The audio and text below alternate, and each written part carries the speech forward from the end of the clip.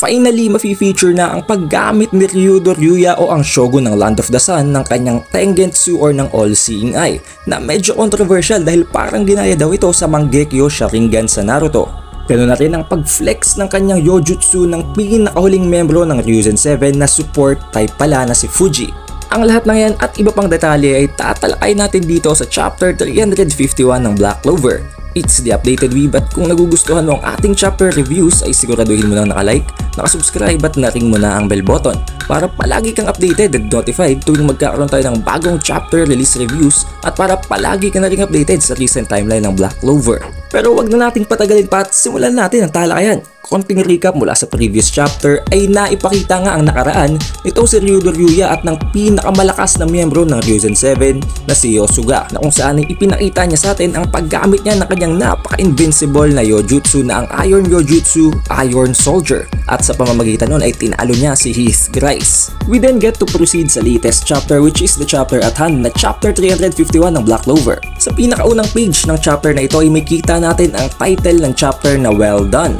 At may kita din natin na andito itong si Ryudo Ryuya na nakatingin dito kay Asta habang nakaharap si Asta sa Five-Headed Dragon while sinasabi nitong si Ryudo Ryuya kay Asta na kailangan daw ibuhos ni Asta ang lahat ng kanyang makakaya sa last attack na kanyang gagawin. Dahil iseset daw ng Ryuzen 7 ang stage pati na rin itong si Ryudo Ryuya ang magiging pinaka-final attack para ma-deal na nila ang final blow dito sa Five-Headed Dragon dahil ang tanging paraan pala para mapatay ang Five-Headed Dragon at para mapigilan ito sa pagre-regenerate na muli ay ang putulin ang lahat ng 5 ulo nito ng sabay-sabay or all at once dahil dito ay kakailanganin talaga nila ang magiging foresight nitong si Ryudo Ryuya sa paggamit ng kanyang Tengensu na makita natin na i-finlex niya na ngayon at inalis niya na ang kanyang eye patch. Makita natin dito na para bang may lumabas na some type of pattern or seal mula sa mata nitong si Ryudo Ryuya na dahilan kung bakit siguro ay hindi niya ito ine-expose palagi at dahilan kung bakit palagi siyang naka-eye patch. Makita din natin na medyo nagre-resemble daw ito sa Mangekyo Sharingan sa Naruto but I think hindi naman. Sa palagay ko nga parang mas nagre-resemble pa ito ng pattern na makita natin kay Naruto kapag siya ay nasa Sage of Six Paths form.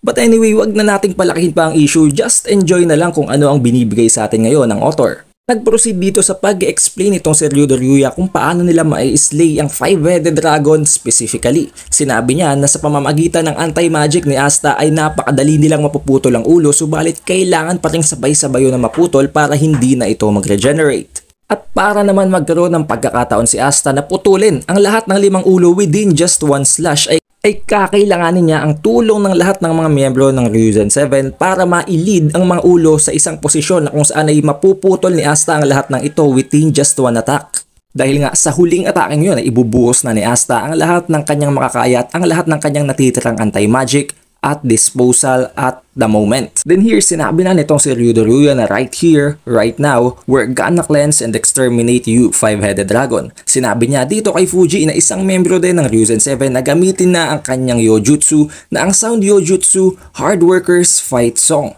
And as you know and as we expected, ang Yojutsu nga nitong si Fuji ay isang support type na magic. Makita natin na sa pamamagitan ng Sound Yojutsu na ito ay nai-enhance or naibuboost nito ang lahat ng mga miyembro ng Ryuzen 7 sa pamamagitan ng boses nitong si Ryudo Ryuya na parabang sa pamamagitan ng mga words na binibigkas ni Ryudo Ryuya na parabang nagkakaroon ng telepathic effect na kahit na hindi talaga kaharap ni Ryudo Ryuya ang mga miyembro ng Ryuzen 7, it's as if nanggagaling ang tunog mula mismo sa kanilang utak at sa pamamagitan ng mga salitang binibigkas ni Ryu ay mas lalong nabuboost ang kanilang moral and spirits and as well as their physical capabilities pati na rin ang amount ng kanilang mana na parabang overall na din actually. This is very essential kung iisipin natin dahil hindi naman actually lahat nila kailangan maging combat type and lalong-lalo na kung kailangan nilang ispread ang leadership nitong si Ryu sa pamamagitan ng kanyang Tengensu or ng All-Seeing Eye. Sa pamamagitan nito ay unti-unting nilid nitong si Ryudo Ryuya ang mga miyembro ng Ryuzen 7 sa kung paano ang dapat nilang gawin para maiposisyon nila ang mga ulo ng Five-Headed Dragon sa way ng magiging final attack nitong si Asta para nga naman maputol niya ito all at once. Pinalipat niya maging ang positioning ng mga miyembro ng Ryuzen 7 para nga naman ma-reach nila ang pinaka-specific na future na kung saan ay magiging most favorable para sa kanila ang outcome. Makita natin na sinabi dito ni Ryu dito kay Morifuyu at kay Jozo na lumipat sila around the city corner. Sa sa pamamagitan din ng kombinasyon ng Soundyo Jutsu nitong si Fuji at ng Tengensu nitong si Ryu ay nagagawa din nilang maiwasan ang lahat ng magiging atake ng Five-Headed Dragon, which actually makes them invincible na ngayon dahil paano na lamang sila makakatake ng Five-Headed Dragon kung ganito na lamang kaganda ang kanilang defense at ang kanilang foresight. Ang kailangan na lang nila dito ay ang napaka-overwhelming power para ma-cut down ang Five-Headed Dragon all at once, na isang role na pinupunan naman itong si Asta at ng kanyang anti-magic power. Then we can see na unti-unti nang nililid nitong si Ryu kung paano ang mga dapat nilang gawing atake at kung saang direksyon dapat nila patunguin ang ulo ng kanilang inaataking dragon. Sinabi niya dito kay Yosuga na in-knockback daw nito ang isa sa mga ulo sa northeast. Na sinunod naman itong si Yosuga without any hesitation. Ngayon naman si Dozaimon naman ay sinabihan niyang in-knock up naman sa rightmost ang isa pang ulo at ito namang si Komari ay sinabihan niyang patalsikin din ng isang ulo papunta sa taas. Si Morifuyu naman ay sinabihan ni Ryu na wag nang pagalawin ang isa sa mga ulong ito at i-hold na lamang ito sa posisyon na kung nasaan ito ngayon. Ngayon dito nagkaroon ng problema pagdating dito kay Jozo. Sinabi dito ni Ryu kay Jozo na patalsikin din niya ang isa sa mga ulo upwards, subalit hindi yun nagawa ni Jozo nang dahil lang nga sa napakalalim pala ng tinamo nitong sugat nang dahil sa combination attack nitong si Sister Lily at ni His Grace na nakita natin sa previous chapters. Dahil sa napaka-fatal na pagkakamali na ito ay nasa panganib na ngayon itong si Jozo at natututukan na siya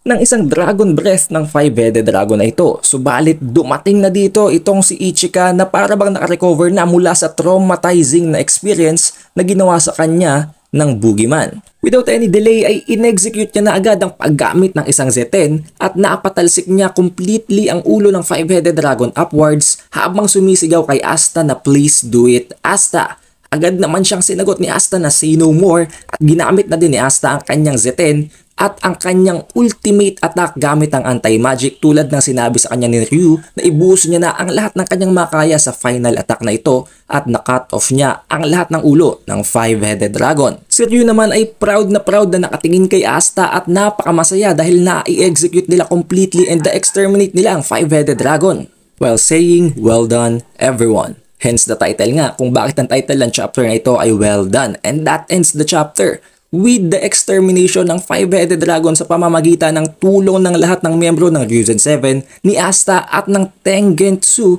or ng All-Seeing Eye nitong si Ryu.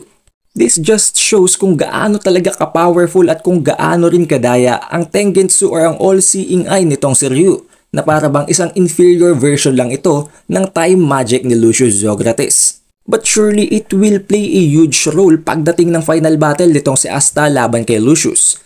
Kudos din sa author na si Yuki Tabata sa napakagandang art style nito sa Tengensu nitong si Ryudo Ryuya. Wala na akong pake kung kamukha man ito ng Mangekyo Sharingan sa Naruto dahil kung iisipin natin, actually kahit naman anong gawin mong design sa mata nitong si Ryudo Ryuya ay kayang-kaya naman natin gawa ng rason para masabi nating naihalin tulad ito mula sa ibang series dahil mata pa rin naman yan kahit anong gawin natin, and it's just masyadong naon na lang ang Naruto pagdating sa mga pag-design ng eye dahil nga sa Mangekyo Sharingan, pero it doesn't mean na porke may kahawig ito ay ginaya na yon.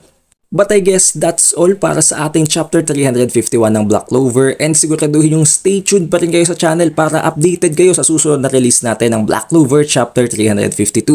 Kung nagustuhan mo ang video ay siguraduhin mo lang nakapag-iwan ka na ng like, nakapag-subscribe at na-ring mo na ang bell button para palagi kang updated and notified tuwing magkakaroon tayo ng bagong chapter release reviews at para palagi kang updated sa recent timeline ng series na to. I hope you guys had a great time watching this video. It's the Updated Weeb, and I'll see you on the next one.